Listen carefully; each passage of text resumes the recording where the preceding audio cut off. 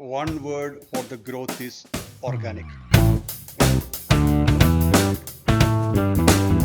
You don't have to give up the possession, but the possession should not possess you. Two types of usage of intellect. One is Shruta Buddhi. Then the another thing is Yukta Buddhi. Above all this is Ridambara Buddhi, which is cosmic awareness. When boy was joking with this Guruji, he came and he said, shh, where the fire came from. The Guruji said, where the fire went.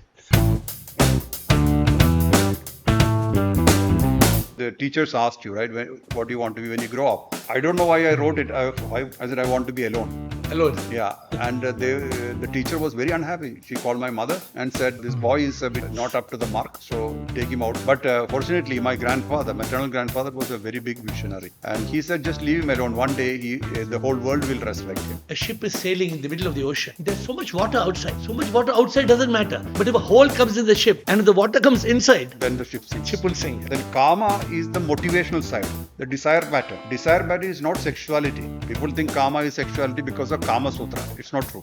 Karma means basically your inspiration. So I tell people, instead of saying G-O-D, Yeah. God, you say S-I-P, SIP. SIP is Supreme Immortal Power. The river, its aim is to reach the ocean. River never understand what the ocean feels like. Then you merge into the ocean, you realize, oh my God, this was so big, I have no boundaries.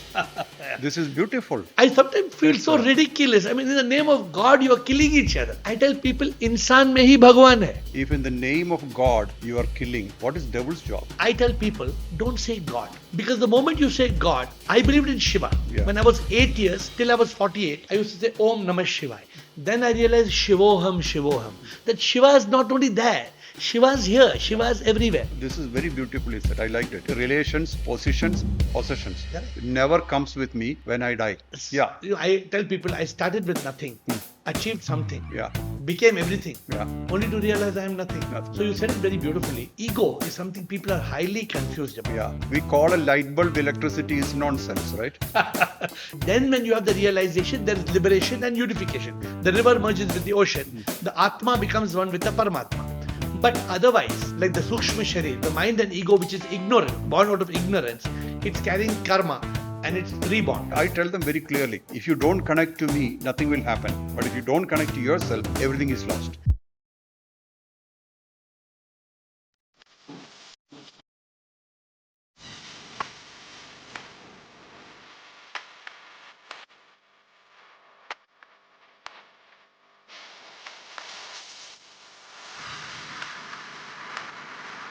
AiR.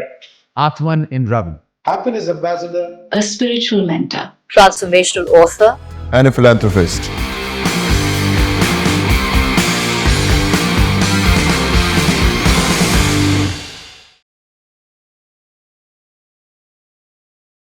Dear friends, welcome to an amazing conversation we're having. The world-renowned Mohan Ji.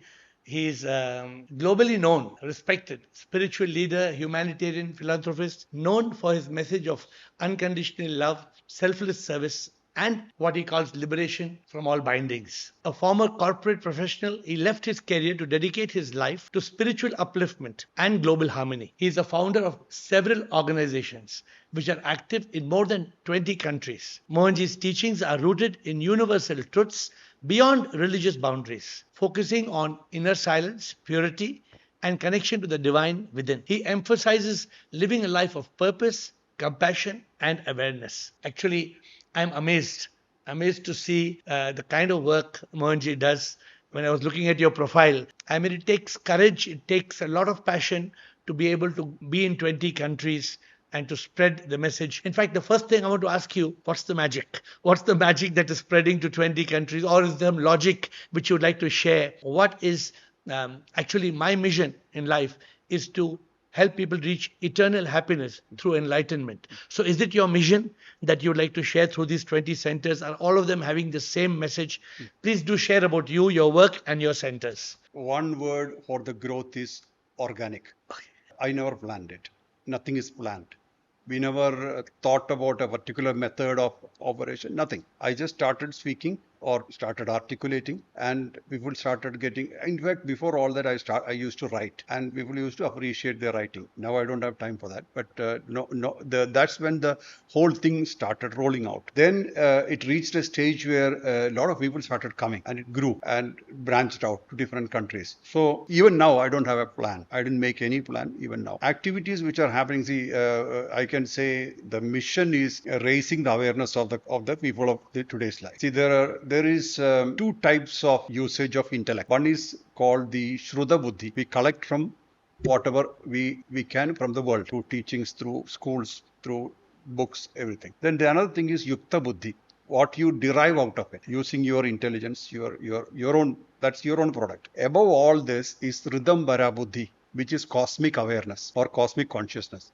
So this particular thing will stabilize things. So all our great masters of the past, those who brought great wisdom to our country and beyond, they were all operating from Ridambara Buddhi. Take one thing, Ayurveda. How many surgeries or dissections they did on animals before they could find it? But they had excellent treatment at that time. They had plants which are suitable for each aspect of our body, each organ, the structure of the system, everything they had a remedy. This they derived through awareness, not through experimentation. So our degeneracy is that we started using our physical or the intellectual too much. So we missed the connection with the real. The supreme.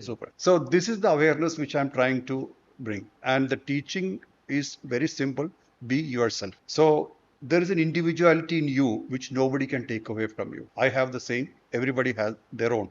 This cannot be taken away. So your core strength is this particular uniqueness, authenticity, originality. This is exactly what I'm trying to bring in people. That's probably why 80-90% of my followers are youth. Mostly youth connect to me, because there is no intellectualization of things. Okay. It's more of practical, feelable, experienceable transformation. Is it realization you call? What do you call it as their realization comes later. Okay. See, my teaching is connected to Raja Yoga path, but Raja Yoga path, as you know, is a bit of a restrictive path. Yeah. You have to avoid so many things.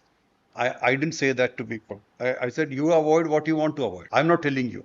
Neither I'm monitoring you. I don't have time to watch over you. You decide what is good for you, what is not good for you, and avoid whatever is not good for you. So when you talk of these three buddhis, is it equal to Sravana, Manana, and Nididhyasana? Is that also what you're saying? Not 100%, but similar. Okay. Yeah. So what is the essential teaching that you have? We'll get into today we will discuss life. So it's you can ask me any question on life. Yeah. And I would like to ask you several questions on life, because I have written close to 100 books, all on life. Yes. And I don't write; it just comes. The message comes. You know how it is. It's not done by man. Yeah. So if you had to put your teachings together, like you say, be yourself, and don't too much intellectualize things. But if you had to put your key teachings together, in one word, what is it? Self-connection. Self-connection. See, we have two aspects: physical body, on mind, intellect, ego. Along with senses, we have experiences from the world. Correct.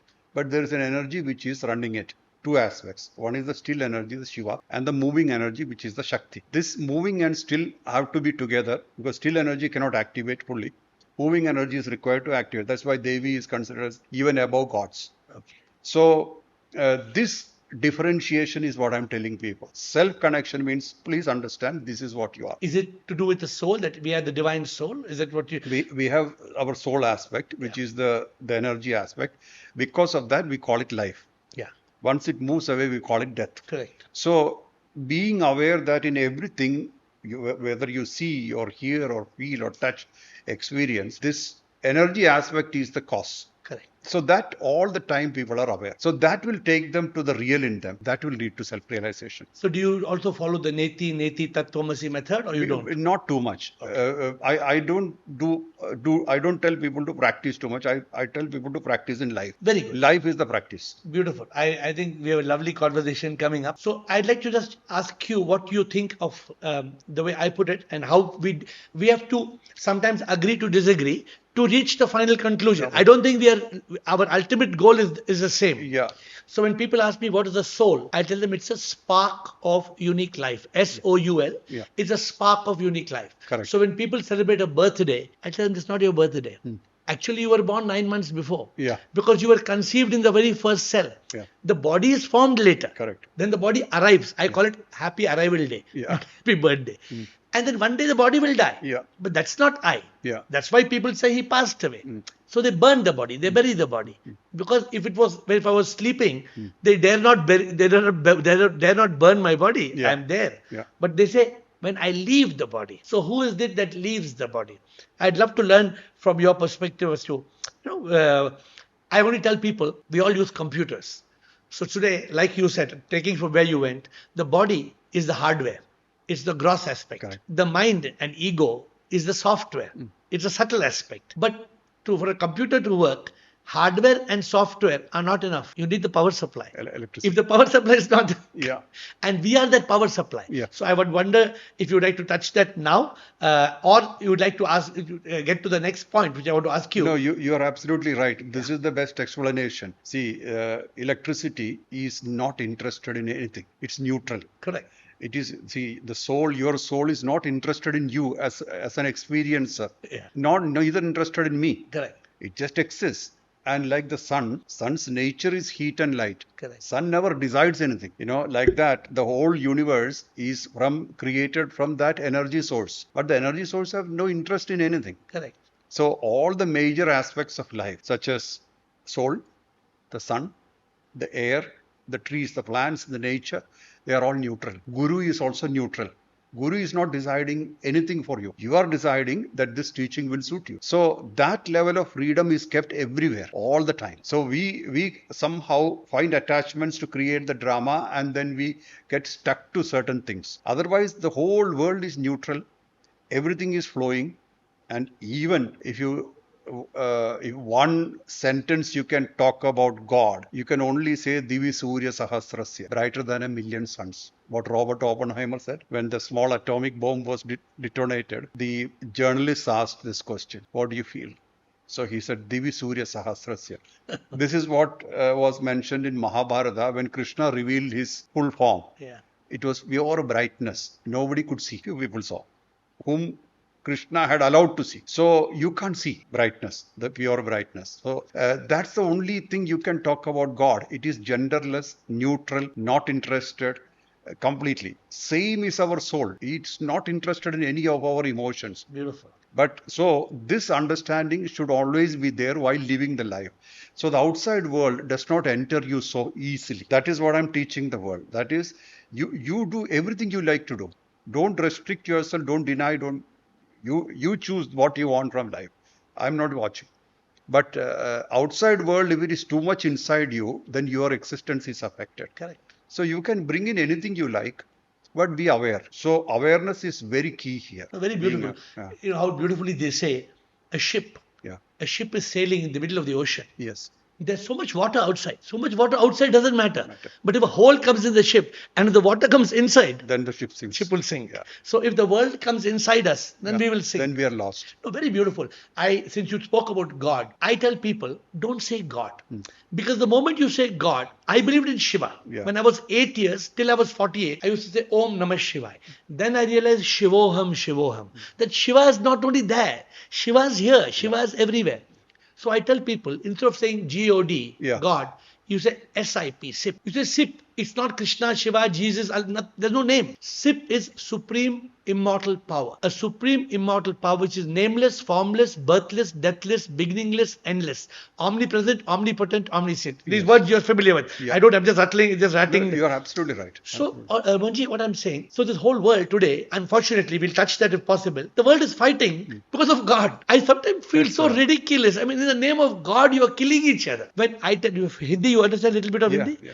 I tell people, insan mein hi Bhagwan hai. Yeah. If the Bible says the kingdom of God is within, Yeah. God lives in the temple of your heart. Yeah. Krishna says in the Bhagavad Gita, I am in each one of you. Yeah. The Upanishads, it says, I am Atma Brahma. Yeah. The Atma only is Paramatma. Correct. But like you say, that awareness is not there. So Yeah. it's a beautiful start. I hope we are on this. We have no you're- conflict in thought as of No, now. this is a very, I would say, very wonderful thought. If in the name of God, you are killing. What is devil's job? What is They say that if there is a God, there is an opposite, devil. yeah. So devil has no work. Yeah. There is no, how can Yeah. they be devil? So that is exactly the point, Yeah. See, this duality, the drama they play. See, God is not interested in life also. Forget about death.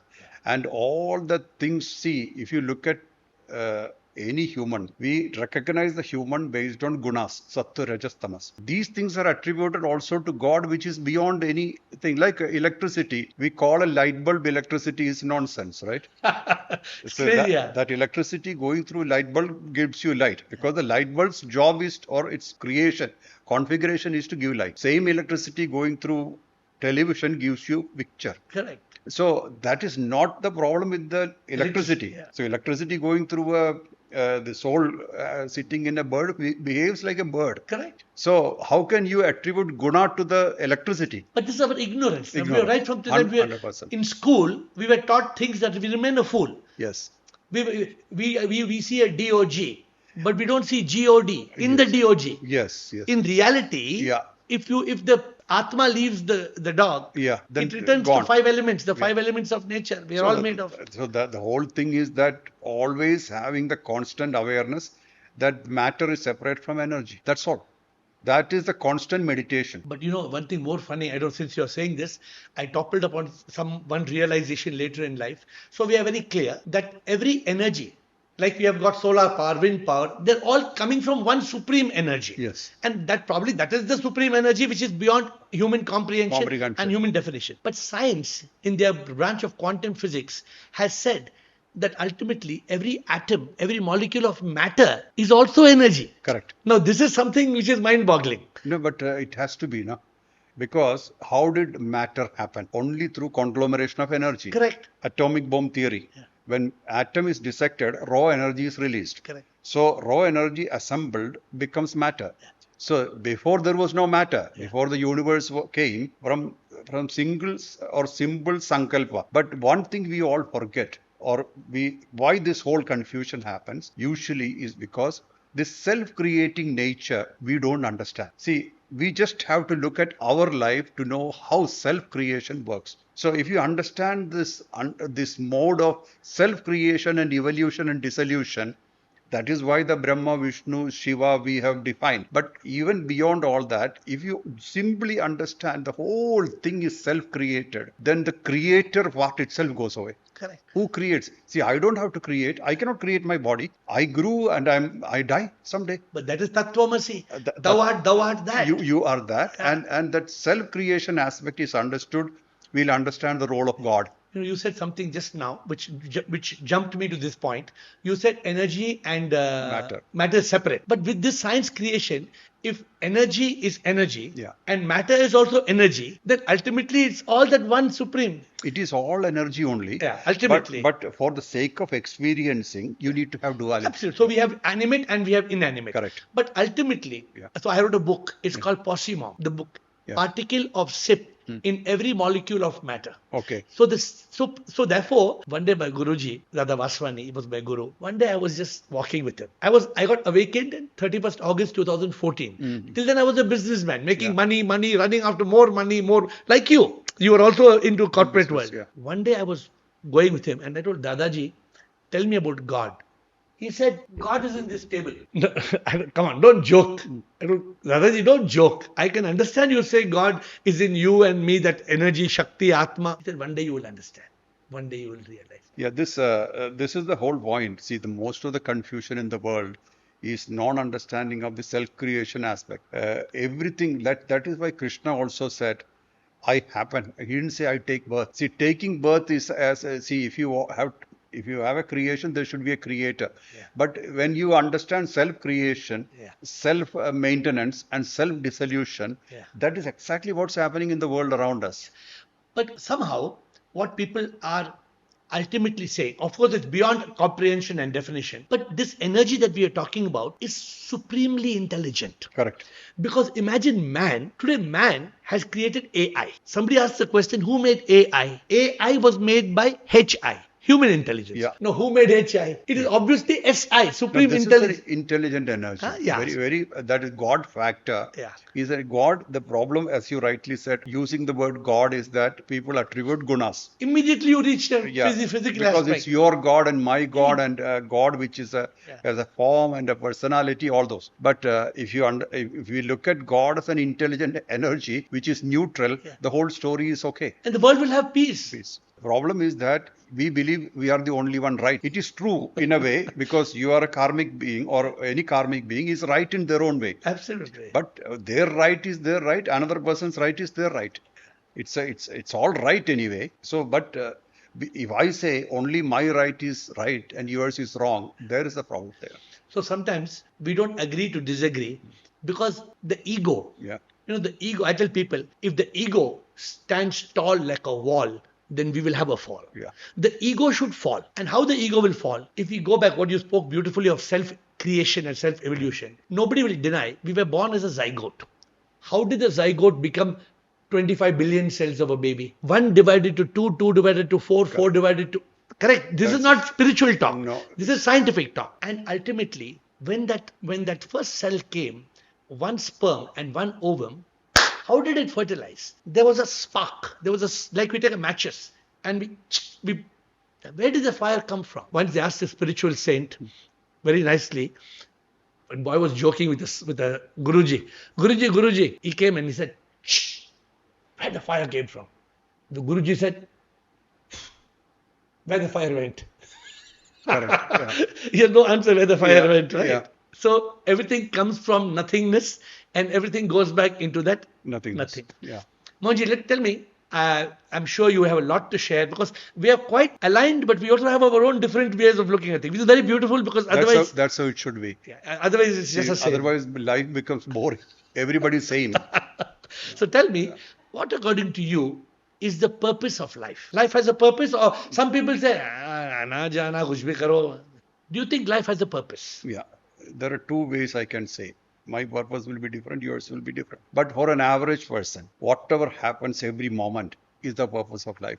This is well defined from birth till death. So based on that alignment, they have existed. They have come into existence. They have, starting when the age 1 or before, till the last day, last breath, whatever has to happen has been laid out as a format which is aligned before we came. That's a contract for this existence. And we will have so many breaths and we will leave after this. So every day, everything that is happening, every experience we are gaining, the good, the bad, the ugly, the happiness, the sorrows, this experience is what we came for. In one word, I can say, purpose of life is experience. Is it to do with karma or not to do with 100% to do with karma. Karma, if you consider karma as a mixture of things, karmic pattern, which has got desires, inclinations, tendencies, fears, all put together, we have made a cocktail.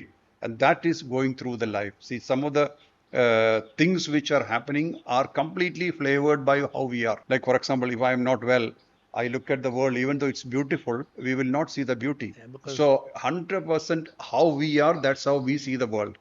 So all the things in the world are totally personalized. Then, since you say that, then how would you explain what people call moksha, nirvana, liberation, salvation? How do you view those terms? This is shift in awareness. Means at some point in time, anybody and everybody will ask the question, is this it? Is this life? This is what I'm here for? That question matures into a purpose. When the purpose becomes important, then immediately you will start looking at other aspects of existence. Otherwise, only the sensory aspect. We are focused on sensory aspect and we will be bound by them. Then we will start looking at extrasensory. That is only when that fire starts from inside. There must be something more important than this. Correct. So some of the things you can't avoid. Some of the things like instinctual things. Main instinct for every creation is to survive. All creations, their primal instinct is to survive. And connected to that, we have certain aspects such as food, hunger to appease hunger, water for thirst, sleep is needed, exercise, sex. This is all connected to instinct. You cannot avoid them because if you avoid, species stops. Correct. So some of these things we have to take it in a separate plate completely. Then the other things are desire patterns, which are connected to experiences from the world outside. They may not be fully connected to instinct. If we're talking about the purpose of life. This dharma, artha, kama, moksha, Correct. purushartha. Purushartha thing is, particularly if you look at Purushartha, this is it's a definition about our existence. We have these four aspects. Correct. But what Bharat has done, as we had the most amount of people who used Ridambara Buddhi, cosmic awareness. So what they have done is that they put moksha on top of dharma, artha, and kama, so that all these things found divinity. There is divinity. It's not separate. If you look at any part of the world, there is dharma, artha, and kama, but moksha is not there. Correct. Because especially with the Semitic religions, the moksha aspect is chopped off. So what do you think of this? It's very important. Yeah, because their life is incomplete. Because see, it's like, imagine we go to a country, like for example, America, to study something as a youth. And then we found that right university, studied the matter, then we found a job, then found the place good, we settled down. Like that it goes. Like that there are numerous beings who have come from other places to Earth when Earth became habitable. And they came to check on Earth and how it feels like to have a body which is made out of elements: earth, water, air, fire, all these things. So this curiosity brought a lot of beings here. We know that in the Prajapati's time, all these people came. And Prajapatis are basically, we call the sons of Brahma. They're basically like sculptors and painters. They are unique. They like to create things on good environment, good canvas. So these people came here, then they start getting attached to the place, creating desires connected to the place. Then they started keep taking on repeated births. But at some point in time, as you take more and more births and you get used to more and more desires and fulfillment, then you realize, oh, there is something else. There is something else. This is not exactly what we are here for. That's a time when this moksha starts working. So, but in our system, we have given that this is how it works. Dharma is already there because the self-creation itself is dharma. Like the sun, the neutrality is dharma. So if you think about dharma, you can say in one word, it's a completely neutral and completely righteous. It has to, because if you are born, you should die. But life never ends. Only birth has end. Correct. Life has no end. So we already knew that life never ends, but birth has an end. Correct. But unfortunately, we connect to a particular personality and a form, and we are afraid of that, afraid of leaving that. Correct. That is why we have suffering. Otherwise, we have no suffering. Like Ramana Maharshi said when he had cancer, people asked him, Guru, do you have pain? So he said, I have pain, I have a body, but I have no suffering because I have no mind. Yeah. So suffering is something which we gather. Beautiful. So in this process of moksha, we have to experience moksha while living. Correct. In two ways. One is the external should enter you only as per your choice. You can choose to bring in any emotion, any food, or any information. If you don't want it, you should be able to stop it. Yeah. That is one. Secondly, that how you interact with the world. If it is only purposeful, only for a reason, you're good. Otherwise, we are unnecessarily getting our hands dirty in emotions of people because we try to interfere. So all these things are well defined in our system. How you handle dharma, artha is material wealth. That never ever belongs to you. Your house or your property, your money, it comes and goes. So, but you need it for expression or experience. Yes. So this is okay. Two reasons why we have a body. One is expression of whatever we are, and one is experiencing wherever we are put. Yeah. Wherever we are. These are the two reasons why we are here. And in that mode, artha is part of it. Then kama is the motivational side, the desire pattern. Desire pattern is not sexuality. People think kama is sexuality because of Kama Sutra. It's not true. Kama means basically your inspiration, your motivation to do things. So all these things are, it's a part of ingredient of our constitution. Otherwise, we cannot function. So that's why they call it Purushartha, right? Purushartha. They call it Purushartha. Purushartha basically is the purpose of human existence. Correct. And then finally, then you go back to where you came from. Correct. So from the ocean, like for example, Khalil Gibran says this, right? The river, its aim is to reach the ocean. River never understand what the ocean feels like. It goes to the ocean in a it's a fast board, because it's in a hurry to reach the ocean, not knowing where it's going, and it doesn't know how it feels. And river is bound by boundaries, like we are bound by the body boundary. River is bound by boundaries, but it still goes. And by the time it reaches the ocean, fear starts. Oh, my identity is now getting lost. Yeah. So the river shrinks and fears. This is Khalil Gibran's thing. But I read this. Yeah, and then you can't go back. There's no return. Yeah. You have to go forward. Then you merge into the ocean. You realize, oh my God, this was so big. I have no boundaries. This is beautiful. Yeah. So this thing is there in everybody. We are afraid to die because we don't know that other side. But at some point in time, you realize life or death doesn't matter. We are eternally existing. Yeah. And it's ruled by various great masters like Sai Baba. Yeah. 100 years ago, he left the body. He's active even now.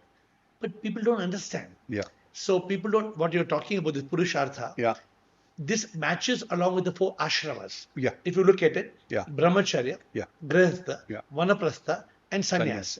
So this whole concept, when you're doing, how do you get dharma? When you're in Brahmacharya. Yeah. Then Artha Kama is when you're into Grihastha. Yeah. Correct? What you're talking about, it matches very beautifully. Yeah. I've written a book. It's called The 4 Quarters of Life. What do we do? In modern terms, people in modern, when your youth wants to understand, we learn. When we are first 20, 25 years, we want to learn. Then after that, we earn. After we learn and we earn, we don't understand, we burn and we return. This is what I would like to talk to you on rebirth. You have got some concept. This is really well said. Yeah, because unfortunately, we don't understand. After we learn and we earn, Vanaprastha and Sannyas or Moksha means learn, earn, then turn and yearn. We don't turn. See, Mohanji, up to a particular point, you and me have gone through life. It's not that you and me have experienced all of life. But are we going to continue doing all this till the end? We might have Yeah. over lifetimes. We might have experienced. So what do you feel about, we'll talk of rebirth. I'd like to talk about this. This earn. This is very beautifully said. I liked it. Earn. Yeah. Learn, earn. Yeah. I mean, second part I'm saying. Learn, of course. I mean, Brahmacharya is the time to learn. Yeah. I'm talking about earn. Earn, yeah. See, the current generation or this time or Kali Yuga, let's say, this earning has become a kind of addiction. Correct. That's where the problem starts. See, that means you earned, now I want to keep it. Life cannot keep anything, even your body. So this hoarding nature has tilted the whole thing. Then we are trying to figure out how do we keep it to the next generation, all these things. We don't. Meaningless. Meaningless. Yeah. See, the Vanaprastha time is a beautiful thing. But Vanaprastha is very important because that's a time of realization that nothing comes with you when you die. Correct. That time is very, very crucial. It's not about age. At some point in time, you should feel whatever I have collected, relations, positions, possessions, never comes with me when I die. Yeah. So that realization, if it is not happening in anybody, their life will be repeated because then again the anxiety, the fear, the other, they take over. Yeah. So Vanaprastha time I always consider as the most pronounced time of a life. That's why I want. Because you renounce, right? No, you become a vairagya. You are able to do vairagya. And you don't have to leave anything. You don't have to vacate anything. No. But just an awareness saying that none of these things are mine. So we don't keep so many things in our wardrobe. We will rather use them. So very beautifully somebody said, you don't have to give up the possession. Yeah. But the possession should not possess you. Correct. They own you. If the possession starts to possess you, then even a 90-year-old man, when he gets up in the morning, he's saying, "Mera bank account mein wo 10 lakh ka check aaya kya?" Yes. One leg is already in the grave. Yeah. But he is worried about the 10 lakh rupees check. Absolutely. People are in that kind of emotional crux, And also sannyasa time, it's just an awareness that I'm the energy inside. The matter doesn't matter. And none of these things will come with me to my grave. So that awareness is enough. That is why mostly people in the old times, I don't know now, when they are in deathbed, there'll be only one lamp in the room. For their only one flame. No pictures, nothing. Because they don't allow them to have emotions, connections. No images. Even sometimes no images of gods. There'll be only a lamp. When finally they are saying that you are the flame inside and then you merge with the light. So tell me, since you talk of rebirth, I explained people there at the Katha Upanishad teaches us very beautifully. Yeah. In the moment of death, Nachiketa. yeah, Nachiketa. One of two things happens. If there is no realization, then there's reincarnation. Yeah. If there's a realization that I am not this body that will die, I am not the mind. Yeah. Where is the mind? You cannot find. It's a bundle of toxic thoughts. Then when you have the realization, there is liberation and unification. The river merges with the ocean. The Atma becomes one with the Paramatma. But otherwise, like the Sukshma Sharir, the mind and ego which is ignorant, born out of ignorance, it's carrying karma and it's reborn. So do you have any other thing to add in rebirth, or you have similar thought? Similar thought. I mean, this is all traditional thoughts, right? Okay. But one thing about ego is part of our instinct. Okay. Because ego is the skeleton of our personality. Correct. Just like we have a skeleton of the body, Correct. ego gives you a structure to your personality. If you- Basically identity, right? Identity. Okay. It's not the inflated ego where I'm egoistic or I'm great. That's pride and arrogance, and that's different. The simple ego you talk about, you cannot avoid. It's just like your mind. Ego processes personality matters. Correct. Because these three are processors. Mind processes emotions. Intellect processes information. Ego processes everything which you think you own. Correct. Your possession, relation. They're all ego. Ego is knitting it together. Ego driven. Yeah. So the moment ego goes, like a Ramana Maharshi story again, he didn't have any attachment. So all the possession relation also went off. So that ego aspect should remain until the fourth state of Samadhi, where you have nirvichara Samadhi. That Samadhi state, you don't exist in real. Of course, you have still Savikalpa Samadhi, Nirvikalpa. That's all fine. Yeah. You still exist. Yeah. But that holding on, the ego is necessary to keep the identity. Otherwise, if I ask you who you are, I said, I'm not too sure. Then it's a problem in the society. So therefore, even though I realize I am not Ravi, Yes. I am Atma in Ravi. In Ravi. So it's not that I'm nothing. Yeah. You know, I tell people I started with nothing, achieved something, Yeah. became everything, Yeah. only to realize I am nothing. Nothing. So you said it very beautifully. Ego is something people are highly confused about. Yeah. When we are born, why they give name? When you were born, you were called Mohan, or was Mohan. it? Yeah. So imagine you are not called Mohan. As long as you are not called Mohan, what do people tell the baby? Hey baby, chota baby, my Yeah. baby. You can't be calling everybody baby, baby, baby. Yeah. So we are given a name. But throughout life, I say I am Ravi. No, I am not Ravi. My name is Ravi. Yeah. There's a lot of difference in people telling I am Robert. No, I am not Robert. Yeah, but that's what they say when somebody is dead. They said his body, that man's body, Robert's body. Correct. Yeah. So strange, huh? Yeah. Some people call people darling, love, etc. because they don't remember the name. That is what, yeah. Very nice. So these people tell me sometimes, how can we kill the ego? Because ego Yeah. creates anger, jealousy, hate, revenge, pride, greed, and selfishness. 7 of the monsters of the ego. So people tell me, how can I kill the ego? So you cannot actually kill the ego, like you said. From the And no time, need. But from the time you are born till the time you are gone, the ego I has to be there. But you have to enlighten the ego. The ego, I've written another book. It's called I am not I. I am, but I am not I. Yeah. I am not the one in the mirror that I see. Correct. I am not the mind and ego me. Yeah. I am divine energy. So Mohanji, when people want to kill the ego, correct? Please give me your thoughts. I tell them the ego that is full of pride and selfishness has to realize that we are all non-duality. We are all one energy. Then that ego becomes the enlightened ego. Then we live with what you say, a beautiful term, with the awareness. Yeah. And what is that awareness? That we are all different waves of one ocean. Yeah. We're coming from that, all the rivers are going to merge with that one ocean. Same. We are not different from it. So do you think this is the enlightened ego is something you like to say something on? No, that's the right explanation. I would put it this way, like in the Raja Yoga path, what I do is that ignore it. Where you invest your energy, that grows. Correct. So if you focus on ego becomes fat.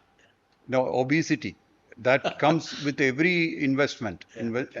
See, one thing I can tell you, the only currency of life is time. Time you cannot multiply unless you take another birth. Yeah. So what you need to, your bank balance is time. Beautiful. You came with specific time and you only have that time. So what do you do with the time is very important. Would you spend it for emotions and other things, or you try to correct yourself? Don't try to correct yourself. You are good. You are corrected already. Now our notions and our dogmas or things which we have collected may say we are not right. Like people say you are sinner. What a sinner? There is no sin. There is no sin like that. See, whatever harms you is sinful to you. Whatever is preventing your evolution to higher awareness is a waste of time. That is why we call sin. Otherwise, I always tell to people, don't harm anybody. Don't hurt anybody. Don't harm anybody. Be kind to everybody. Then you are good. Then you are good. Then you don't have to really reassess. This is right. That is right. That is wrong. Whatever. So now about ego, the less you deal with it, the weaker it becomes. Same with mind. Yeah. See, mind cannot stop existing as long as there are impressions stored inside. Yeah. See, every meeting is leaving impression inside. See, tomorrow you will recognize me. Mohanji, I met you. And we met each other, so we know each other. Correct. This recognition is an impression we store. All the things that we collect from the earth are these impressions. Correct. And some of them become fear. Some of them become desire. They become insecurity, the various things. So this you cannot avoid. And what knits together as mine is this ego. Yeah. My experience, my person, my relative, that is the ego. Leave it alone and look at everybody as same. Your focus should be on larger feeling or larger expression. See, our only capacity is to express. We cannot control it. We can only express as we are. I cannot express as you because you are already done. So we have different ways of looking at things, correct. So when we have only power over expressions, and that also we don't have power because we are what we are and we express only in this way, then best thing to do is that all these things we understand. Ego is a processor, mind is a processor, intellect is a processor, senses are sourcing materials to process, and body is experiencing, body, mind, all put together are experiencing it. The moment you understand that okay, this is all drama, and we are entertained with this drama of relationship, position, possession. So then we automatically, there will be a distance between action and us. That is leading to liberation. Moksha happens in that distance. Means you are into everything, but at the moment you are watching, you become the witness. You become partially witness, partially actor. That automatically takes you to that level. I would love to talk to you more on the mind, but that will take another 1 hour. So we will keep that for me, with all respect. I have learned that for sake of reaching that moksha, I call the mind, M-I-N-D, misery, ignorance, negativity and desire. And I say, mind is a bundle of toxic thoughts. I'd like to say, I know that at this point of time, it's a full-fledged discussion, so we will leave it. But the moment we move from a state of mind to a state of consciousness, then I tell people, you still the mind. Mind is there, but you still it. And when you still the mind, like meditation, you still the mind, you kill the mind. Actually, all mental illness is because there is no stillness. Correct. If there is a stillness, then the toxic thoughts, we lock the mind, we block the mind. And like you said, the processor of the intellect is awakened in consciousness. Now, unfortunately, like a seesaw, if the mind takes control, then the consciousness, like the beautiful blue sky, sun is shining. Consciousness is there, but clouds come. Now, dark clouds come. We say there is no sky. Where did the blue sky go? Where did the sun go? Sun did not go anywhere. The beautiful blue sky and the sun is the consciousness and the intellect. But it is clouded by the dark clouds of the mind. Now this mind comes and the mind creates 7 miseries: fear, worry, stress, anxiety, regret, shame and guilt. I know that this is a little different way of perspective, but beautifully, as Krishna says in the Bhagavad Gita, the 5 horses are the 5 senses. The mind is the reins, but the intellect is the sarthi, the self, the consciousness. So I'm saying, so it is easier. This rascal mind creates this ego, like you said. It is the mind tells the ego, hey, I am I. If the toxic thought is not there, then the ego realizes, I am not I. So I trick people. I tell them, you have seen brain, you have seen kidney, you have seen lungs, pictures. Brain is the grey matter and the heart is like a pink matter. What color is mind? I say, hey, I give everybody a ball when I meet. I didn't give you a happiness ball. Whoever I meet, I give them a happiness ball. Thank you. So I tell people, what color is the ball? They say yellow. I say, what shape is the ball? Round. What color and shape is the mind? They say, I don't know. Nobody has seen the mind. Because the mind appears to be, it's all thoughts. It's all what you said, your vichara, it's your, you use several terms. But as I said, this will take us to another discussion. I wanted to ask you, since you travel to 20, you have ashrams in 20 countries. No, not 20 countries. 12 countries we have lands Okay. developing the ashram. Okay. So since you have been so Yeah, many places, many countries. Yeah. people in all these countries, they all want to be happy. Whole of, I tell people in this world, 1% market for spirituality. Only 1%, but 100% market for happiness. You agree? Every human being in this world wants to be happy. But tell me, Mohanji, is only pleasure equal to happiness? What do you think? People are running after pleasure. They want sensual pleasure, sense gratification.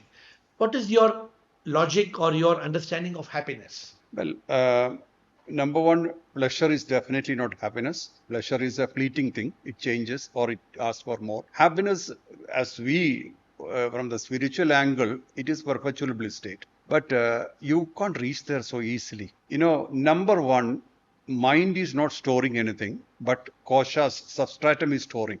Mind is a projector. So this impressions and things are getting projected to the world outside using the mind. So mind is never still, because projection is a continuous thing. This is second thing. Then thirdly, I would equate the main requirement of all people to be peaceful, which has contentment in it. So if I can use one word for a conscious existence, it would be contentment or a fulfillment. Beautiful. So that more, and this is more stable. Like for example, if it's an attitude, fulfillment, contentment is an attitude. You are contented the way you look at the world or how you deal with life. Correct. Not the materials outside.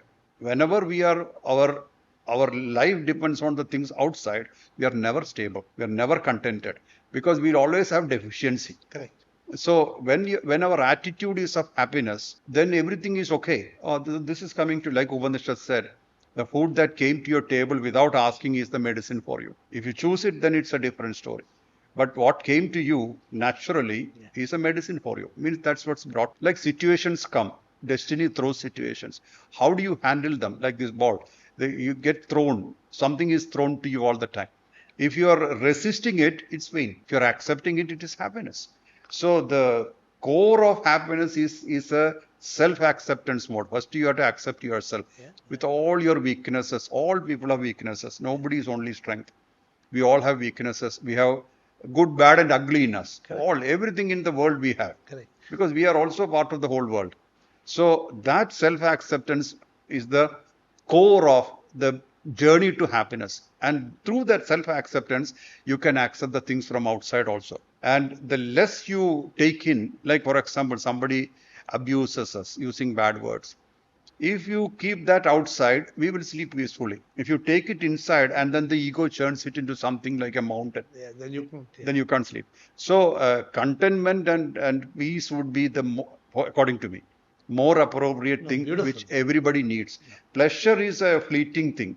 Pleasure of tongue, pleasure of ears, eyes, nose. That's more fleeting. You can't control. But you see, it's like you cannot control anything outside, which everybody knows. You can control everything inside. Correct. So why do we waste time trying to control things outside? So a bit of witnesshood, if you cultivate inside, then your world is different. Beautiful. You're not a slave to pleasures. But you can have any pleasure you like. I'm not against anything. Beautiful. Yeah, we have nobody to say somebody is doing a wrong thing. I love it. What you're saying is so beautiful. I mean, incidentally, I say the same thing. I say you cannot control people's actions, but you can control your reactions. Your reaction. Because they are your reactions. Yeah, absolutely. And you said other beautiful thing. Nothing wrong in enjoying pleasure. Yeah. We must enjoy pleasure. Of course. Why did God make this beautiful world? And also, why are we guilty about it? We should not be. No need of being. Unfortunately, like you said, pleasure comes and pleasure goes. But eternal bliss forever flows. Yeah. People are caught in pleasure. Yeah. They don't learn the greater treasure. And the greater treasure, you said, the greater treasure is peace. Yeah. For peace is the foundation of happiness. Now, when there is no peace of mind, how can there be happiness? Absolutely. Even if you are celebrating in New York, the moment you hear some bad news. Yes. So I tell people what you said. Pleasure can come from achievement, but peace comes from fulfillment. Yeah. So I wrote a book called The Three Peaks of Life. The first peak is achievement. Enjoy pleasure. Don't give it up. But go to the second peak of fulfillment, where there is peace. But I told them the third peak is enlightenment. From achievement to fulfillment to enlightenment, Enlightenment, yeah. where you discover purpose. So very jokingly, I tell people, how do you spell happy? I don't know if you have seen, people spell happy as Happy.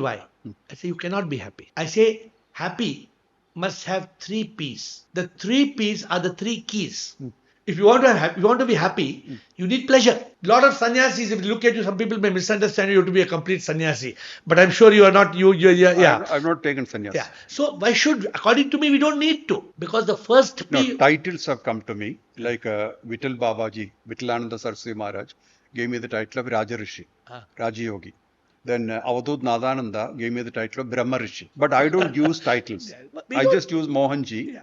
and this is good enough for me. Because I don't think that man needs to give up pleasure. God has made a beautiful pomegranate. God has made mango. Yeah. You don't need to give it up. Don't eat 12 mangoes. Yeah. Then your stomach will not be able to. I accept it, yeah. So I say the three keys are the three P's. The first P is pleasure. Enjoy it as a prasadam. The second P is peace. And people ask how to find peace. I say you don't find. Peace is within. Peace you don't have to find. Still your mind. Then peace you will find. Because where there is a peace, a small piece of mind, there is no peace of mind. Whether you agree with me or not. Yeah. When the mind comes, the peace is not there. When the peace is there, the mind is not there. That's why in meditation people find, they don't know why. Oh, I'm very peaceful, yeah. Yeah, because you were able to slow down MTR, the mental thought rate. You were able to slowly. But tell me, Mohanji, the third P I'm talking of, I say purpose. I don't know whether this is part of your teachings. The most important thing to me is people don't find out two questions. Who am I and why am I here? So would you like to comment on this, the purpose of life? Well, from elementary purpose to a purpose like a self-realization. Purpose is our roadmap. So this is very important. So if you have clarity of purpose, then definitely you will never be depressed. You will be self-inspired. So whenever a person has no purpose, you can see them like a leaf in the wind. Correct. So this is very important. Then who am I is usually now connected for a person like a terrestrial being. They should connect it to only what they are now, because otherwise it will be too confusing. Okay. Then why am I here is a question which they should compulsorily check. What am I doing here? Why am I here? So this question will automatically bring them to the level of manana, contemplation. Correct. So dhyana is not important here. Manana is very important here. One is this: everything you see is as per your perspective, how you are. And next thing is that you need to have manana, contemplation, as to what that is the penetration. So that should tell them where they stand in this life as a social being, as a family, whatever. So once these two things are done, like for example, if you have clarity of purpose, automatically you will get up in the morning inspired to do what you have to do. If you don't have clarity of purpose, then it will be a vague life. So this is very important. And when you live your life, clarity should come. For that, you need to know where you are going. Clarity should improve. Okay, the one step, two steps. See, we don't know the whole road way. Once you travel, when you reach a corner, then you realize there is road further. Correct. We don't know the whole, like, or nobody can see what will happen from birth till death. So as we turn each page, new things come. So adaptability and flexibility are extremely important here. So you make a full plan of life, and if it didn't happen, then the next is depression. They fall. Many times you can see the goal setting and all these things. I set this goal, I want to achieve it, and I don't achieve it, so I'm a failure. How many times? So there are no failures in life. So what we need in this whole, or what people need, is that clarity of purpose. In that clarity of purpose, it can be a personal purpose or something tangible or God. See, Is there a universal? There's no universal purpose as such. Universal purpose is not possible, no? No. Because of karma. Correct. Yeah, because universal purpose makes everybody same. So universe have no purpose, first of all. No, universal. Yeah. So if you say that all our purpose should be same. Yeah. Not that. Suppose we are in different karmic cycles, but ultimately, when you finish your karmic cycles, Yeah. is moksha, self-realization, the ultimate That goal? need not be a purpose, no? We'll reach there anyway. But if that may take several lifetimes. It may.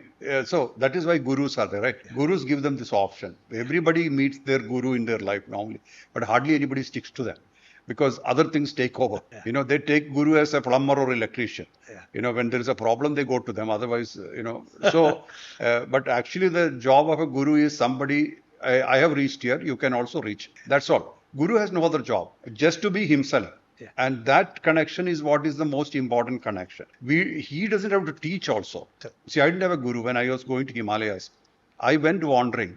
And then how did you get whatever? I was sitting in Vasishta cave. This is in early 2000. I was in my 30s. Sitting in Vasishta cave, it was like somebody told me, connect to your spine. So I written a book called Mast, in which the guru meets the disciple and catches the sky. That's the only teaching he gave. And he never met the guru again. So the biggest or greatest of teachings comes in one sentence. To me also it was like that. Catch your spine. I never read Upanishad, Puranas, Shruti, Smriti, nothing. I don't know anything. I've never learned Sanskrit. I was working in a corporate company. So when I went to Himalayas, actually to be very honest with you, I went to escape from the people because my daughter died in a road accident. Okay. She was less than 5 years old. Sorry. And when you are in such a condition, people come to your house to sympathize with you. They literally drain you and they pull you down. They put self-pity in you, not intentionally. No, I understand. Yeah. But it's very bad, very bad, yeah. So I decided to leave all these things and I wanted to escape. That's when I went to Himalayas first, not searching for anything. I just wanted to be away from all this. Peace, just to find peace. And also, I was walking with only one cloth and no dress, because nobody cared. In the corporate, I was the country head of a company. But in Himalayas, when I came, I was walking with barefoot, with only a dhoti, no shirt. And nobody asked me who you are, what's your bank balance. So I felt a lot of freedom. That was my initial impression about Himalayas. I came to Rishikesh, then I went up to Vasishta cave. That time I did not know, there was no guide.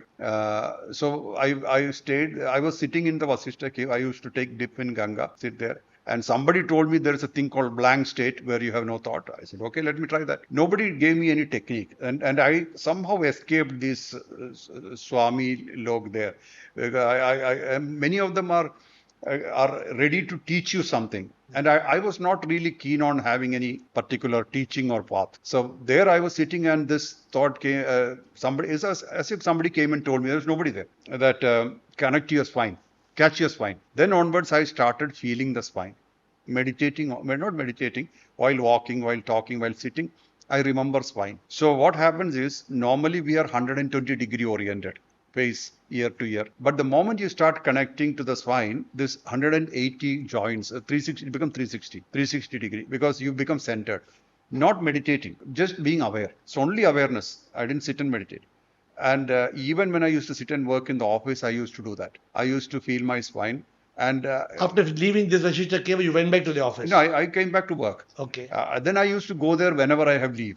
So there was no guru, so I was practicing this. Then I had a villa because I was the country head. So one room I made like a cave. In home itself? In my house.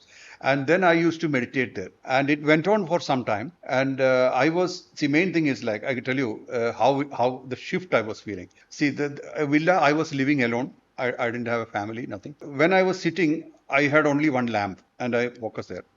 And connection, it is spine. So eyes are open, looking at the lamp, but awareness is on spine. This was my practice. Very simple. And that time, there were dogs barking, cats in the outside. It's a villa, it's a compound wall, so nobody is inside. But outside, the dogs, all those were disturbing me. After a while, they were all outside.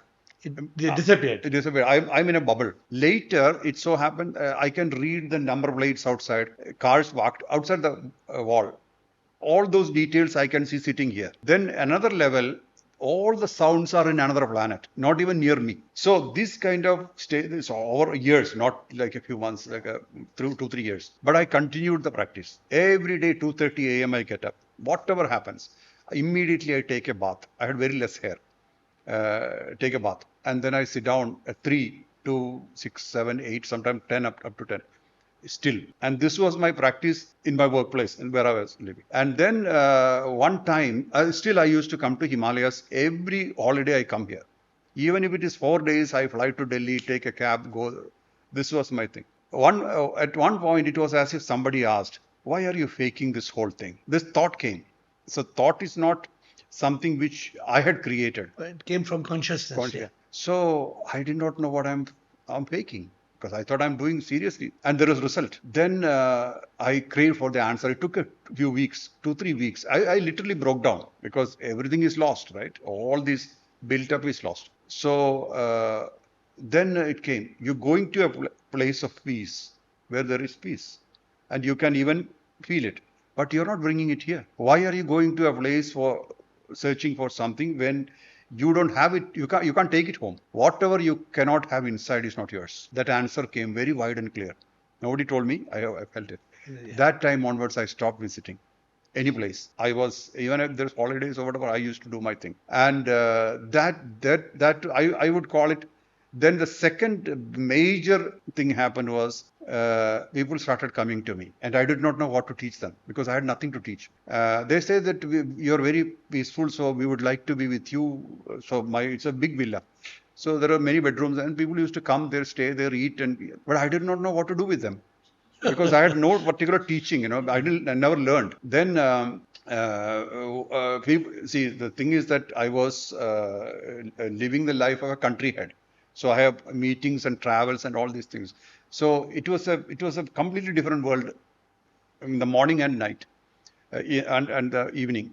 So completely different world. I was handling both. And then at another point in time, this whole thing called you're nurturing one Mohan factor or Mohanji factor, whatever you call it. Mohanji is a name which the Samis started calling. That is how it came. This is something which is very temporary. This is what you're investing on. That question came. That is the dimensional destruction that happened. Then the name didn't matter to me. Some name is needed for people to recognize, so we put it as Mohanji. That's about it. And that was also suggested by one Swami in Himalayas that this is equal to Om. If Mohan is not that, Mohanji put together becomes Om. Okay. So that name will have more impact on you. So I said, okay. Not that I chased it. Then these two things were detrimental. And then I went through various processes. Like, for example, sometimes I was the head of the company. Sometimes I forget my name and my signature. It became a problem for me because the finance controller will come for signing and I don't know how to sign. Every day it's a problem. So I tell them, please bring all the papers I signed yesterday. Let me see. And then one day this guy brought a resignation. He said, sir, I'm leaving. I said, what happened? You don't trust me. You're asking for all the previous papers. I can't tell him that I'm learning my signature every day. So that again was a big frustration. Then I decided I can't work anymore because this. So one such occasion, I was desperate because nothing is working. This business thing is not happening, and I'm in different states and I cannot control my states. I decided I'll write a resignation. After lunch, I was sitting down and writing my resignation to the directors. Then suddenly, those days, this was this MSN chat. I never used to open it because people ask unnecessary questions, bore you. So this opened up.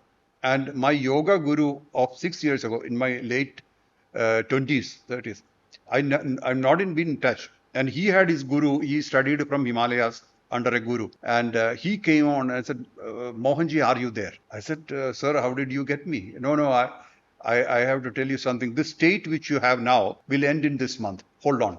From nowhere. Nowhere. Then I said, sir, may I have your number? So he gave me the number. I called him. Then he said, his guru, who is not in the body, came to him 1 week ago. You tell this to Mohanji that don't be in a hurry to do things. Things are shifting, and this state will change. So I said, how did I was? This is a new thing for me because I'm normally not after any kind of miracles and stuff. Then he said he came 1 week ago. I was searching for your number. I couldn't find it, so I left it. So today morning again he appeared. He said, I'm ashamed to call you my disciple. I told you to do something you didn't do. Then he said, I didn't have the number. He said, no excuses, do it. And then he searched, he found my email ID. When he did the email ID, he found the chat. That is how he came. Then I asked him, what else you know? He said, nothing else. This is what he said. And that month end it changed. Like 1 week later, that face changed. Like that, different phases came, it changed. And what happened to me was I withdrew completely. I was working, but I had no interest in the world outside. And this was a very, I used to work at up to 6, 7 o'clock. I come home, I sit in meditation. I'm in Samadhi. Then early morning, the same. Like this, it was going continuously. And that's when this communion with Babaji happened. Babaji, 2 times it happened, but second time I was sitting in the office. I was feeling nausea this is before lunch. So I was feeling like I'm going to vomit. So I told my secretary, cancel all the appointments today. I'm not going to take anything today. I'm going home. So she said, are you okay, sir? I said, I'm okay. Don't worry. But I can't meet people. So I took the car, and when I sat in the car, I can only see both sides of the road, the markings, right? And the traffic light. Pretty much I was blind. So I drove the car all the way, parked, and then I came to my room. I could not even leave the keys.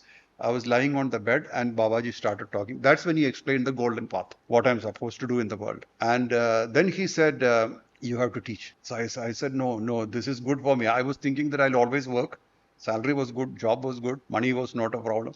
I don't want to be in the public place because that's not I'm a very introverted person, private person. So it's very difficult for me to open up and also this world outside is a crazy world of different energies. So why should I expose myself? He said, no, if you don't do it, you'll have to come back again. Otherwise, this would be the last life.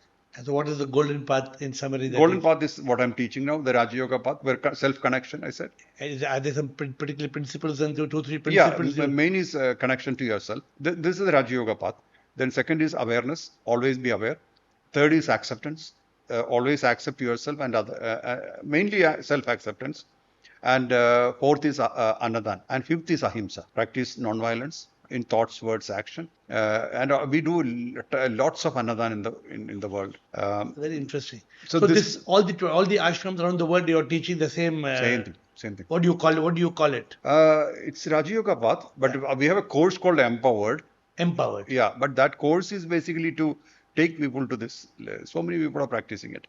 Oh, very interesting. What a huge. Yeah, because the thing is that I mean, as I said in the beginning, it was all organic. I refused many times. I cannot be in public. And then I asked the question to Babaji. He said, how am I going to bring people to me? Tell them that I'll teach you something. I said, I can't do this. Then he said, that's not your job. People will come to you. And those who are coming to you are sent by us. Sent by us. Yeah. So that's happening. Otherwise, how can we grow like this? About 300-400% growth every year. And even in Saudi Arabia, in Iran, a lot of countries, it's happening now. But there is a divine magic which is beyond our comprehension, right? Yeah. How does it? Yeah. It's just going through me.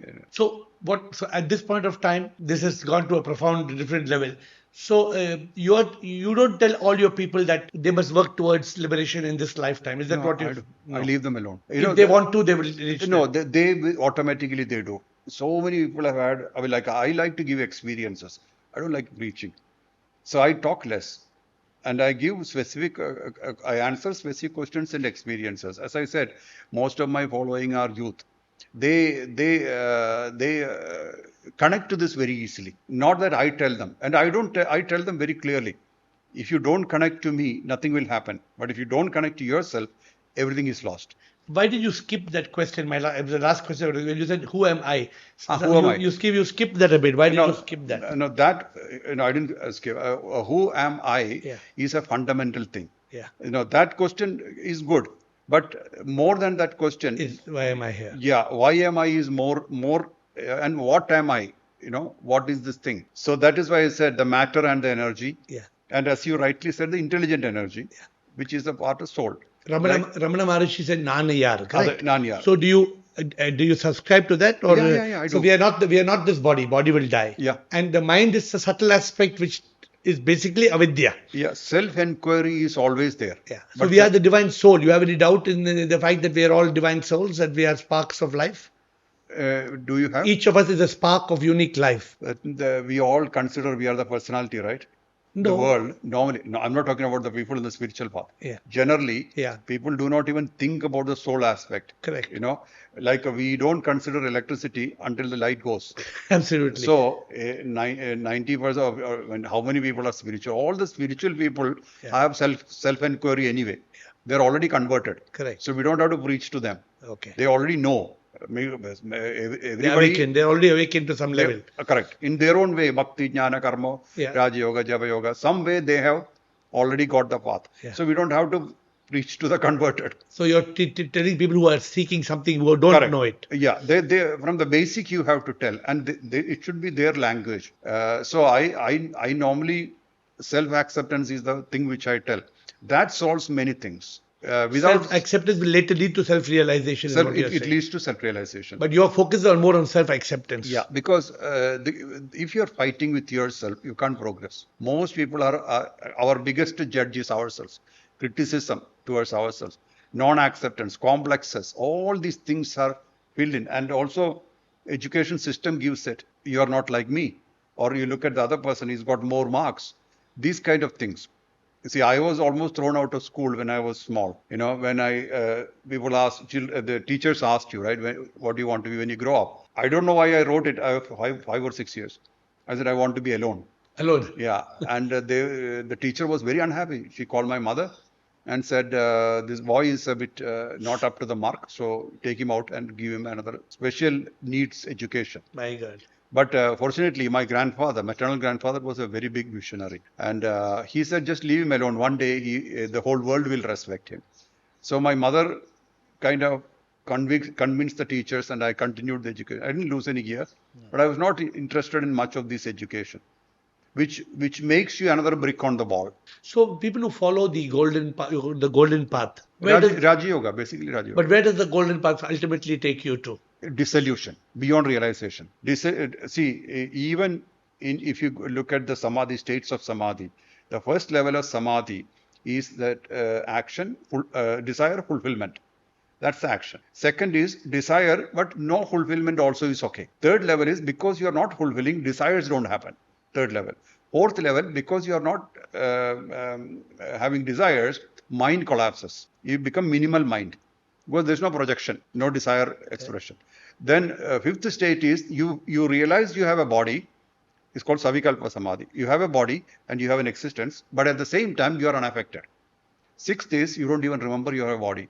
You are existing as a symbol of consciousness, like Neem Karori Baba, etc. So these states, again, there is the last stage is Nirbija Samadhi.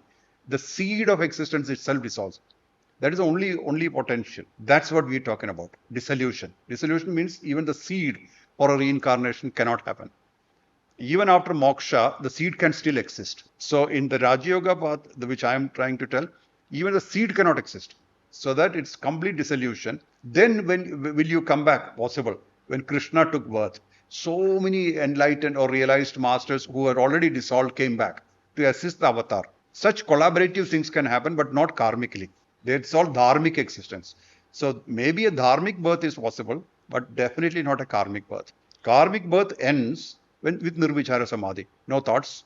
Then there's nothing, no projection. Karma ends. Then it's dharma.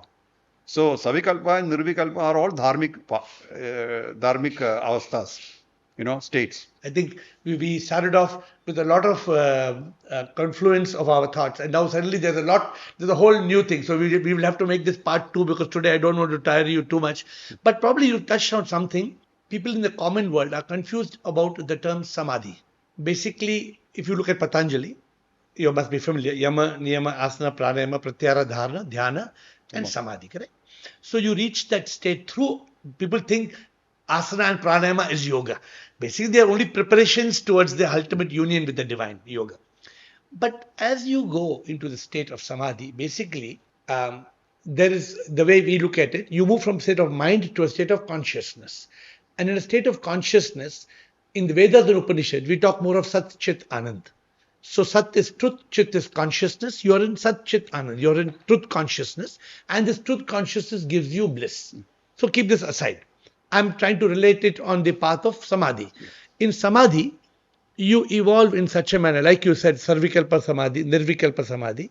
You reach a state of basically thoughtlessness. And in that state of thoughtlessness, you reach a state of complete awareness. Am I? Correct. Complete awareness. And in that state of thoughtlessness, basically, that in the state of samadhi, there is nothingness. Absolutely nothingness. But in nothingness, To me, nothingness is also consciousness, is also awareness. In the practical world, thoughts will gently enter one by one, like a fish into the ocean of consciousness. So, in this consciousness, if the thought enters, then samadhi is broken. I want your thoughts on this. So, samadhi is experienced only for limited amount of time. Some people say, no, he's in samadhi for so many months and so many years. He has not woken up. He has not eaten. So, there's a lot of confusion of the term samadhi. So, please share some thought in simple words. I'm just asking for the person who wants to understand samadhi in simple words. State of soul. State of Soul. soul. That is samadhi. Which is consciousness, basically. Consciousness. Basically, see, inside us, samadhi is already there. Somebody is already in samadhi. Correct. Our soul. Correct. Soul means it's not something which is tangible, but it's a life. It's a life energy. state sitting in you already. Yeah. So, like Shiva is in samadhi all the time. He represents stillness. That is why when you see, if I can explain the Ganesha story, Ma Parvati created Ganesha as a bodyguard. You know, when Shiva came, you know the story, right? When Shiva came, they fought, and he chopped the head of Ganesha. When Parvati came out, he said, "You killed my boy. This is my child." Oh, really? Okay. So Shiva cut the head of an elephant and put it there. See, in this story, there is a lot of meaning in it. Parvati created a bodyguard. That bodyguard has only that existence to guard the person. What did Shiva give? He made him a deity. Why the elephant's head? Because cosmic consciousness, Ridham Bara Buddhi, cannot be explained in any other way. The large intellect means he is aware of the consciousness all the time. That is samadhi. Always aware of consciousness. No other awareness is important. That is why, another example. So, why the elephant head? Many people interpret it as a vigna. That's all part of it. Removing obstacles and all. That is all functional, probably, like sun has heat and light. But Ganesha, we do puja first because we have to remember consciousness before we can worship any other aspect of creation. See, who created God? Nobody created, right? It's a self-created being. But as we talk about God with the gunas, etc., we created them. You know, human beings created. So, so like that, the Shiva Parvati story, Ganesha's existence, Shiva gave him a proper dimension, a deity. So, he's a value addition. You know, how much do you believe in religion and how much do you focus on spirituality? 100% spirituality. I don't believe in religion. So religion are just, do you believe it's a mythology or you don't believe? No, I believe in Sanatana Dharma, which whether I believe or not, it exists. It is eternal. It is something, right? But religion, for example. Man-made religions, I have no interest. No, for example, this Shiva and Ganapati story. Yeah. You think of it as an analogy of spirituality or a reality of religion? It's a reality. I mean, it's a aspect of spirituality. So actually Shiva cut, you believe in the real story or it is symbolically trying to explain? Symbolically explain. So the problem is people take it literally. Literally. No, so many people, that's why they can't answer the question why couldn't he put the same head instead of an elephant? And why would God cut off his son's head? He has the power to control anger. Control anger and all. Okay. No, but the thing is, like, see, how do you tell the world that the cosmic consciousness is vital, and that's why we do first puja to Ganesha before any other puja. Analogies are good. Yeah. Use. Otherwise, why people don't like the word mythology. Yeah. The word mythology in reality doesn't mean it's rubbish. No. It means it is myth in terms of its stories. Yeah. And today people wonder why did Krishna and Arjuna, the war is happening, the battlefield is giving lecture to him. Now we don't need to get into these things. Our thing is to understand the message. What is the kind of message to learn? Yeah. Now, as I said, but coming to your samadhi state, see, samadhi state is already within us. But the more you connect to the energy part, you will attain the state of samadhi automatically. Then thoughts cannot come. Thoughts cannot enter. When can thought enter? Only when mind is in its form of projection. Correct. In fourth state of samadhi itself, mind collapses. It will become minimal mind. It will keep your identity, everything, but mind cannot project anything. That mind is almost like a redundant mind. But it will definitely keep your identity. But this Patanjali also has explained very deep. Vivekananda has explained. So the states are always benchmarks or milestones where you have reached. So that stability will never be affected. Meditation is different. Dhyana is a place you come to when your concentration is absolute. See, that's the dharana, dhyana, samadhi. See, the concentration is absolute. You're concentrating on one thing, just like your soul, and you're focusing on that thing fully. Automatically, meditation happens. You don't have to sit and meditate. That is why I said, connect to my spine. I connected, and it changed me, whole perspective. So, yeah, I'd like you to conclude however you'd like to conclude. I'm asking you my conclusive point. Ultimately, somebody asks me, AiR, what is the meaning of life? Did we control our birth? Did you control your parents? Did you choose your parents? We did not choose how we came to earth. So they asked me how. I said it is your unsettled karma. You're familiar with this. There is a sanchita karma, there's a prarabdha karma, and there's a agami karma. But we come back to earth. We come back to earth because there is karma. If there was no karma, then we don't have to come back to earth. But how can we not have karma?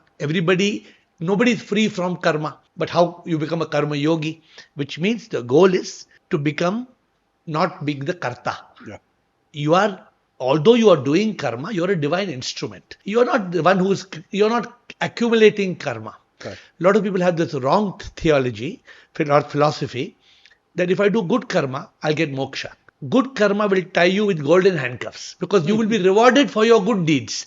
If you say, I am doing good karma, then you are creating karma. But when you realize I am not the doer, I am not the body which is the actor, I am not the mind and ego which is the director, I am the soul, I am a manifestation of the creator. If we live like this, in the moment of death, when there is no breath, the body returns to dust. The mind you cannot find, it's an illusion. The ego which is enlightened drops. Karma is not there. You are liberated, you are united. This is my understanding of anybody asking me the purpose of life. You can comment and give us your final message and what you want to share to the world. Well, yeah, one thing about this thing is, they see when the sperm meets the egg, there's a prana, structural prana entering that. It's called Dhananjaya. This goes only when the body is completely decomposed. So who controls you? Your lineage controls you. Lineage owns you, your father and mother. So Dhananjaya prana is a representation or a representative or an ambassador of your lineage. That is why both the parents' lineage come to you. So part of your karma, at least 40%, belongs to your lineage. Okay. Then your unfulfilled desires, which you wanted to experience, that is another one. And third is what you collect. This is called Sanchita. So that all this is for sure. Okay. This exists. Now about the birth, do you need karma to take birth? No. All the avatars were not karmic births. Okay. Technically, yeah, they're karmic births because they have a body. You can say they're karmic, but they're not bound by karma. So you can also exist in terms of dharma. So at some point, in astrological chart, they say death. Kupuswami became Shivananda. At one point in time, he stopped existing as the past. Correct. And a new person in the same body emerged. So that is basically a shift from karma to dharma. It is definitely possible. The third aspect is that many beings who are come here. See, there are three types of beings. This is my rough explanation. Many types of beings. One is that people who are transcended from other yugas. People who have lived in Satya Yuga, Treta Yuga, all these people have come. Some of them exist even in Kali Yuga. That is, people from other yugas. Then people from other lokas have come here. They also exist. Third is the karmic beings, the evolutionary karmic beings. So these three types of people exist here. So who will actually naturally connect to spirituality? People who have been in other yugas, people who have been in other lokas, because their frequencies are different. Everything in the world is controlled by frequencies or regulated by frequency. So you are a frequency, I'm a frequency. If we are connecting, that means our frequency matches. Even sometimes marriages fail because the frequency that connected two people may not be the same while evolving because it changes. Yeah. Like our body changes, mind changes, intellect changes, frequency also changes. So all the time it will not remain the same. That is why sometimes people have tremendous conflicts. People are divorced emotionally, but they stay together for the sake of something. That is because frequency doesn't match anymore. So frequency is a flexible thing. So based on that, there are many different dimensions of operating. Everything is frequency. So our connection and disconnection are connected to these frequencies, and we are representation of certain frequency. And when we are born, it is something, as we evolve, it changes. So one thing is the changing, flexible aspect of life. Another thing is that the karmic thing which happens, and if you look at the frequency and the karmic expression, it will be same at each point in time. 30 years, 40 years, 50 years you take. your karmic expression or your desire patterns expression and the frequency of that time will be correct. Because we would not have thought what we are thinking now 10 years ago, and we cannot. Likewise, we may not feel connected to somebody 10 years ago, but now we connect, or other way around. All these are connected to frequency. So while taking the birth, definitely the reign is in the hands of lineage. That's why parents and grandparents, that is important. And secondly, we usually get connected to the same family because of our emotional connection, or somehow we come in connect. So this being the setup, how do you remain independent? Only one way, being aware. So that you are aware, okay, this is the show, this is the drama, and you are just one actor. And with or without you, life goes on, show goes on. Gardish mein tare rahenge sada. So that will continue. Actually, yeah, you speak little Hindi. So you would like to give any other message to the world, or your any closing message? No, my only one message I would like to give to the world is choose kindness, because we have so many conflicts now. So it is important to be kind, and also less selfish. Because that is what being taught. We carry nothing from here, came empty-handed, will go empty-handed. Nothing belongs to us. So, and if you are good enough, people will respect you. And one thing, there is nothing to prove in the world. Even if you try to prove, people may accept or may not accept. If you are just being yourself, people will respect you. Beautiful. I'll respond to that and close. Yeah. When we try to teach people kindness, it is such a humongous task, because by nature, man's ego is such that I want. Therefore, kindness and compassion doesn't come. But what I was awakened with, I'm just submitting this before I close. When I realize I am nothing, I'm not this body. This is Ravi. I am the Atma. Yeah. I see you not as Mohanji. Yeah. I see you as the divine soul in Mohanji, which Yeah. means you are SIP. You are the supreme immortal power manifesting. If I see SIP in everybody, this realization will automatically make me kind, because I will see God in all, SIP in all. I will love the SIP in all, and I will serve the SIP in all. But our conversation is very profound. It can go on. I hope you enjoyed the Yeah, conversation. the kindness aspect I said about. See, I'm not an activist, but I promote this non-violence. Yeah. So I mean, I practice vegan. Yeah. That's only because there is a lot of adharma happening I agree. against animals, Yeah. torturing, killing. Yeah. Hundreds of animals are experimented in laboratories. Extreme torture, Yeah. and these vibrations are going into the earth. Each animal is God. Yeah. Each animal is SIP. Correct. I was a pure non-vegetarian for the first 20-25 years of my life. Yeah. My last meal in Indonesia was a bowl of 100 frog legs. Oh, How many frogs I killed? yeah. That was the last meal 30 years back. Yeah. So this is a beautiful message what you are So giving. this is why I said we should be aware of what we consume. Yeah.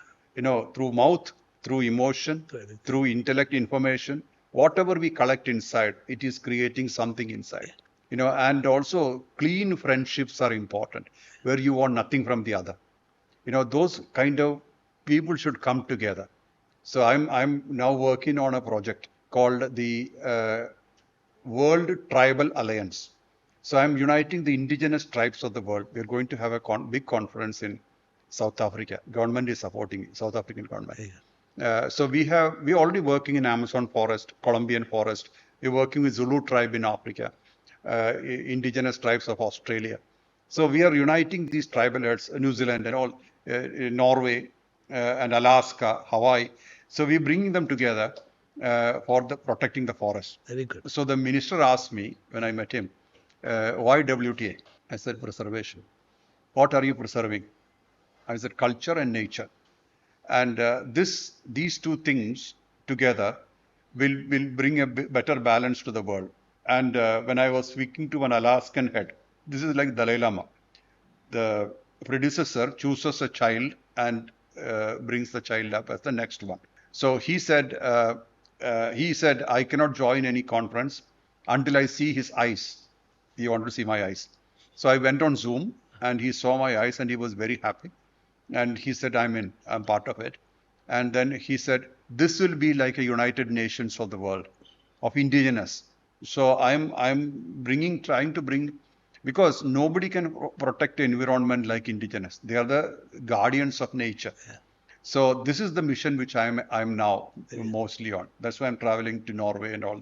Now I'm going. Very good. So for this, so I spend less time for our Mohanji Foundation work and more I'm on developing this now. Very nice. I only hope that through your message, the light of truth, what you say, self-awareness, self-realization, to me, if people attain that, then there will be an automatic evolution of people will go from the lower self to the higher self, Yeah. and the transcendence will happen automatically. Thank you so Thank much you. for Thank you so having much. me. I really appreciate your Thank you for inviting. coming, although you were in a challenging situation. Yeah, this falsy thing is bothering. But it didn't appear at all in Yeah, the conversation. it's not. I mean, it's something which is like a handicap. Yeah. But I continue with my work. Lovely. Thank you. Thank you so much. Thank you so much. Thank you for patiently listening to the video. And if you have questions, if you want to contact me, just WhatsApp me on 98451 55555. WhatsApp India 919845155555. 55555. But if you want to get answers to your questions, then come on Zoom, and the Zoom ID is on your screen. Every day at 8, you will find answers to all the difficult questions of life. See you there.